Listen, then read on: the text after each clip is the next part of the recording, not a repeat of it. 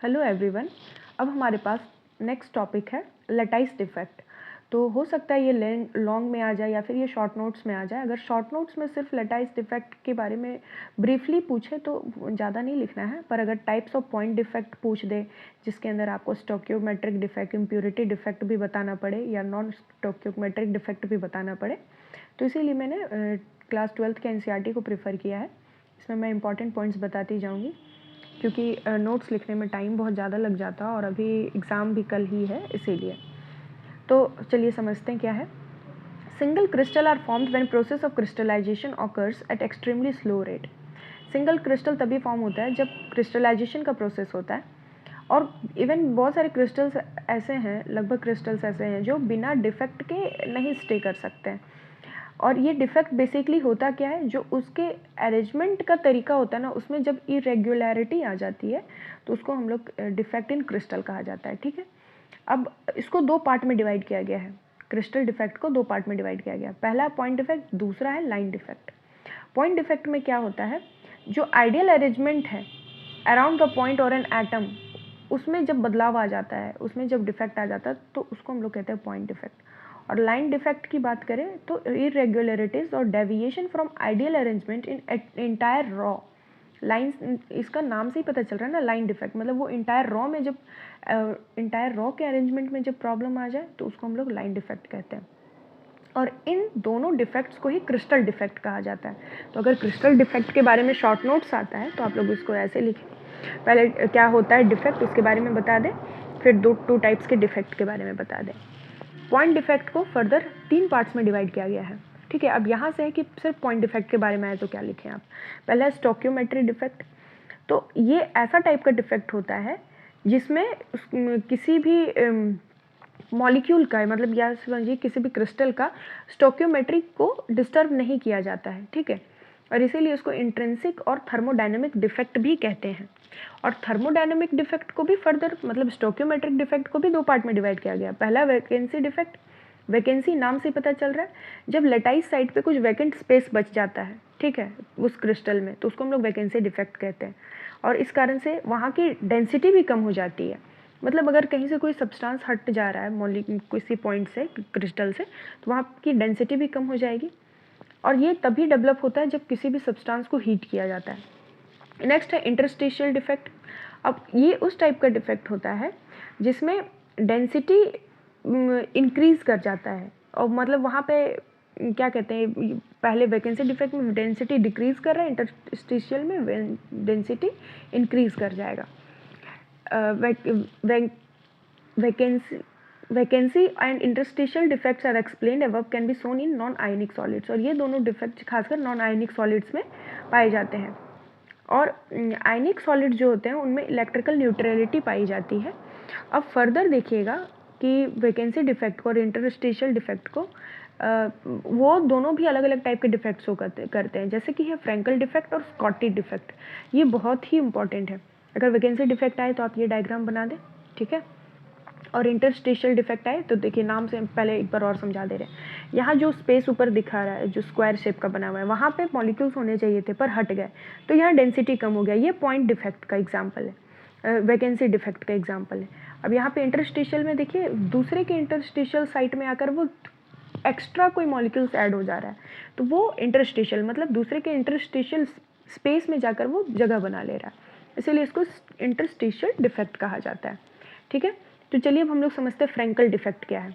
अब ये इंपॉर्टेंट भी है, ये हो सकता है शॉर्ट नोट्स में दे दें, या अगर पॉइंट डिफेक्ट की बात करें तो इसमें आपको ये बताना ही है। फ्रैंकल डिफेक्ट होता है ये, अब हम लोग ऊपर जो पढ़े वो नॉन आयनिक सॉलिड्स के बारे में था। फ्रैंकल डिफेक्ट जो है वो आयनिक सॉलिड के द्वारा दिखाया जाता है। जो स्मॉलर आयन्स होते हैं, खासकर जो कैटायन है, वो अपने प्लेस से डिसलोकेट करके किसी दूसरे इंटरस्टिशियल साइट पर जाकर बैठ जाएंगे, और जहाँ से वो उठे, है ना, वो मॉलिक्यूल्स जहाँ से हटे वहाँ पे वैकेंसी डिफेक्ट को क्रिएट करता है, और and its original site and interstitial defect to its new location. मतलब ये समझिए फ्रैंकल डिफेक्ट पहला तो क्या होता है, जहाँ जो कैटायनिक है, कैटायनिक मतलब जो स्मॉलर आयंस है, अपनी जगह से हटके किसी दूसरे स्पेस पे जाकर बैठ गया, तो जहाँ से हटा वहाँ पे वैकेंसी डिफेक्ट क्रिएट किया, जहाँ पे जाकर बैठा वहाँ पे इंटरस्टिशियल डिफेक्ट को क्रिएट किया। इसीलिए फ्रैंकल डिफेक्ट को डिसलोकेशन डिफेक्ट भी कहा जाता है, मतलब अपनी जगह से उठ के कहीं और चला गया, डिसलोकेट कर गया। अब ये कोई डेंसिटी में चेंजेस लाएगा नहीं, क्योंकि सोचने वाली बात है, एक जगह से उठा दूसरे जगह जाकर बैठ गया, तो वो पूरे पूरे जो सॉलिड है उसके अंदर तो वो है, स्टे कर रहा है, भले वो अपनी पोजीशन को चेंज कर लिया।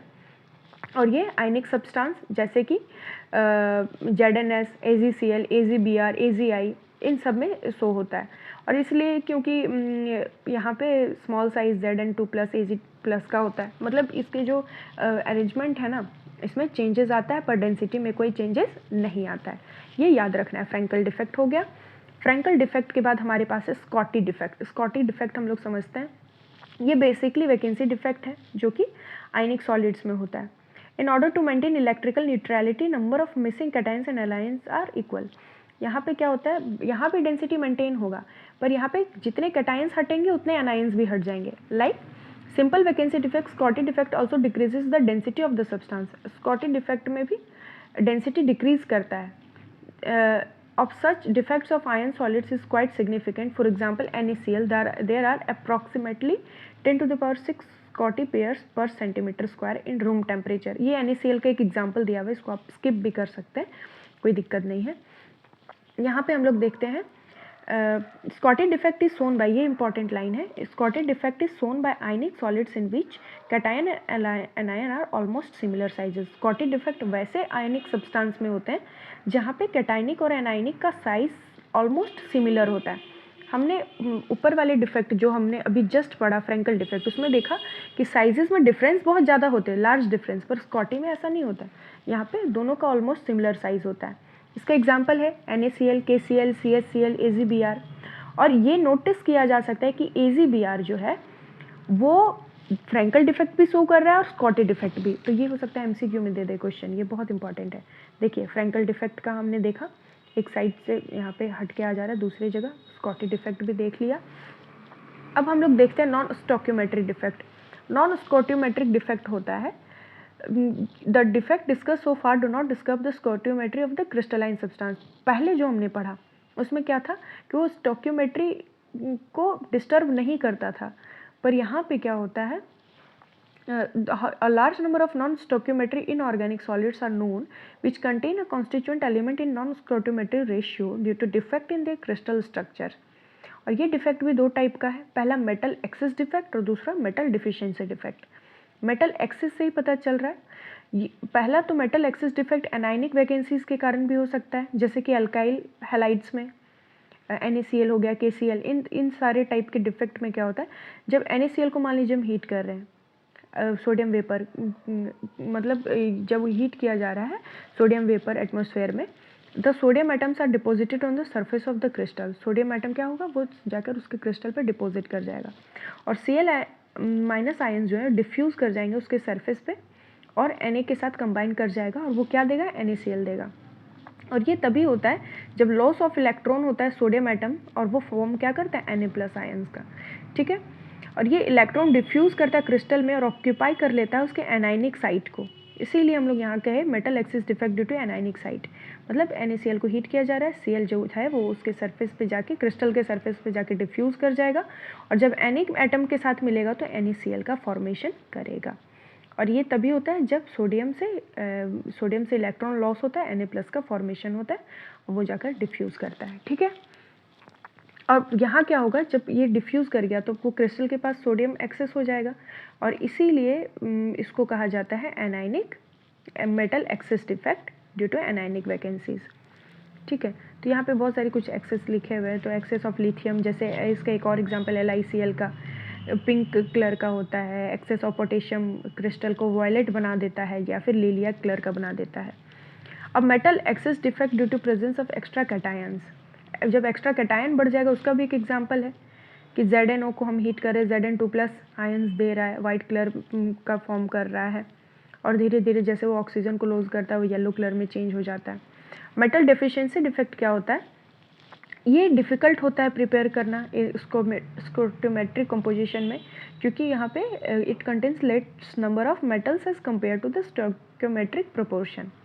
अब इसका कुछ टिपिकल एग्जांपल्स हैं, जैसे कि FeO फेरिक ऑक्साइड, जब या फेरस ऑक्साइड हम लोग कह सकते हैं, इसको ये खासकर इसका कंपोजिशन जो होता है Fe 0.95 और ये एक्चुअल रेंज इसका 0.93 टू 0.96 होता है, ठीक है, आयरन का।